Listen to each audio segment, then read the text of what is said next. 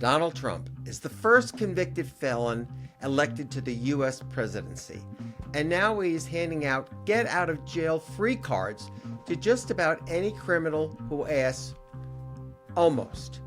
Recently, he has been on quite a pardon spree. Just take a look at the front page of the New York Times today with the headline, quote, "Pardon for a donor's son after a $1 million dinner." That's referring to a guy named Paul Walzak.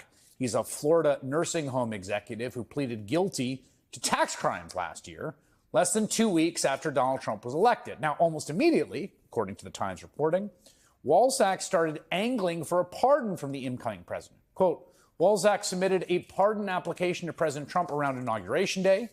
The application focused not solely on his offenses, but also on the political activity of his mother, Elizabeth Fago.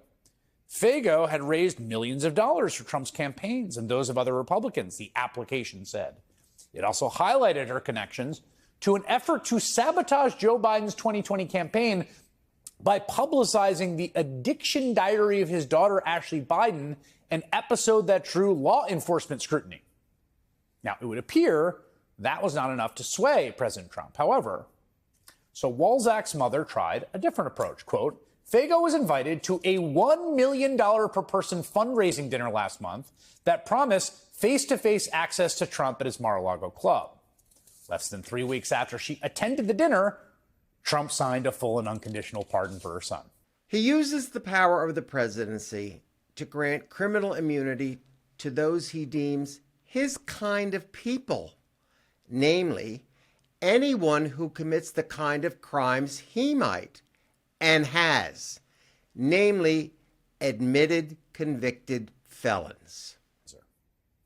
Now, to be clear, we don't know that the pardon was connected to the fundraiser. It's possible this was just a coincidence. The timing certainly looks suspicious. Go to the fundraiser, get the pardon.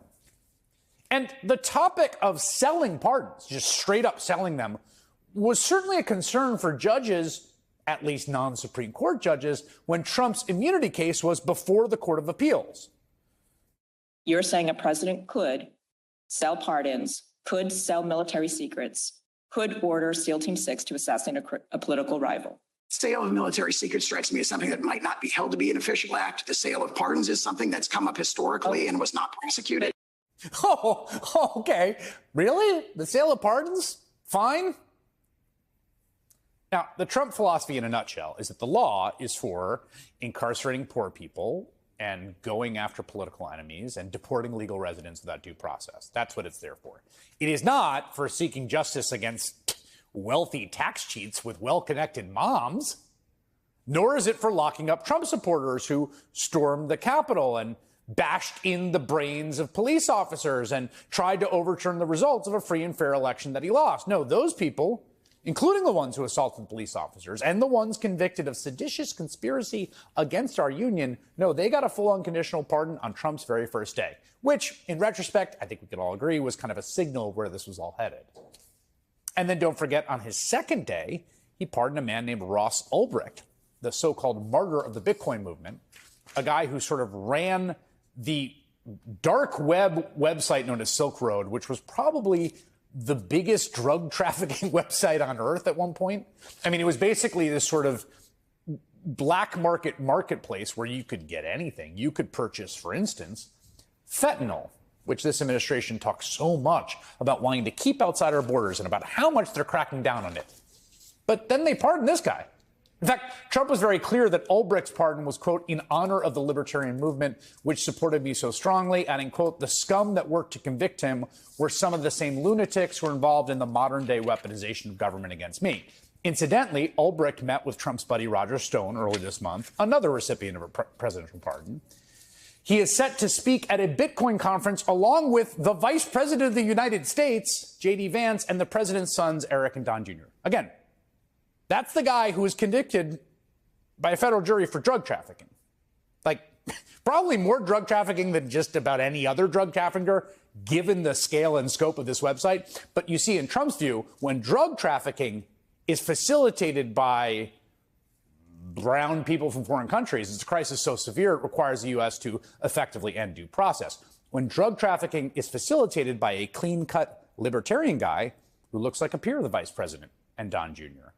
It's something not only to be tolerated, it's to be commended, celebrated. We are seeing this story play out over and over again, especially when it comes to what we used to call corruption and white-collar crime. It's the category of people who Donald Trump might have as, say, Mar-a-Lago members, who under his definition, and this is key to understand, cannot by definition be criminals. Like Carlos Watson, the founder of Ozy Media, who was sentenced to nearly a decade in prison after being convicted for fraud and aggravated identity theft. Donald Trump commuted his sentence. In March, Trump pardoned 3 co-founders of the crypto exchange BitMEX after they pleaded guilty last year. The Department of Justice says they, quote, willfully flouted U.S. anti-money laundering laws. Same month, he also pardoned Trevor Milton, founder of an electric vehicle startup who was sentenced to 4 years in prison for securities fraud. You might remember he's the guy whose electric car company, Nikola, shared a video of what purported to be its fully electric truck driving in Utah, when in reality, the prototype was non-functional and had simply been pushed down a hill. Milton also happened to donate nearly $2 million to a Trump re-election fund late last year. Coinky-dink? Also in March, Trump pardoned Brian Kelsley. That's a former Tennessee Republican state senator who pleaded guilty to charges stemming from a campaign finance scheme. He claimed he was the target of a weaponized Justice Department under President Biden. In April, Trump pardoned Nevada Republican Michelle Fiore, a MAGA loyalist who was found guilty on wire fraud charges last year. Now, what was her crime, you ask? Well, at trial, prosecutor says she raised $70,000 to build a statue for a fallen police officer, noble cause, and then used some of the money on cosmetic surgery instead. Don't worry, she got a pardon. Yesterday, Trump announced he would pardon Todd and Julie Chrisley, the reality TV stars who were convicted on multiple counts of fraud and tax evasion. Just today, Trump pardoned Michael Grimm. Remember that guy? Former Republican congressman, Newsmax commentator, who spent 7 months in prison a decade ago after pleading guilty to 1 count of tax crime. That is not, to be clear, an exhaustive list. Trump isn't done there. Today, he was asked about pardoning the right-wing extremist convicted, again, before a jury, of a plot to kidnap Michigan's Democratic Governor Gretchen Whitmer back in 2020. I'm going to look at it. I will take a look at it. It's been brought to my attention. I did watch the trial. It looked to me like somewhat of a railroad job. I'll be honest with you. It looked to me like some people said some stupid things. You know, they were drinking, and I think they said stupid things. But I'll take a look at that. And a lot of people are asking me that question from both sides, actually. Oh, from both sides. Do you think he watched the trial? Sitting there day after day watching the trial. Was that trial televised? I don't know.